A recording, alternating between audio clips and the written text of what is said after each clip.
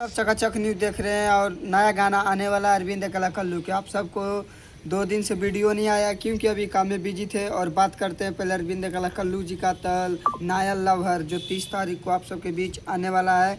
नया लवहर करके गाना है और शानदार गाना है। हाँ, सारेगामा हम भोजपुरी पे ये गाना आने वाला है जो आज गाना के पोस्टर रिलीज कर दिए हैं। तो आप सब ज़रूर से जाके देखिएगा। और बात करते हैं गाने के, तो इसमें 2 मॉडल रहने वाली है और भोजपुरी के कुछ अलग पहचान बनाने वाले हैं अरविंद अकेला कल्लू। और इसमें अरविंद अकेला कल्लू गाने में रहने वाले हैं और 2 एक्ट्रेस। और बात करते हैं तो इसका जो गाना लिखते हैं राइटर के, तो राइटर के बाद ऋतिक राज गाना लिखे हैं और सुभाष राज जो गाना को मिक्सिंग किए हैं और म्यूजिक दिए हैं।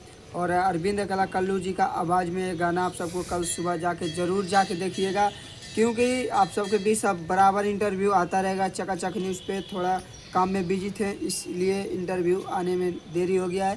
तो आप सब ज़रूर से ज़रूर सब्सक्राइब लाइक शेयर कीजिएगा। बाकी बात अरविंद कला कल्लू चे पवन सिंह का भी गाना आने वाला है। अगले वीडियो में इंटरव्यू देते हैं।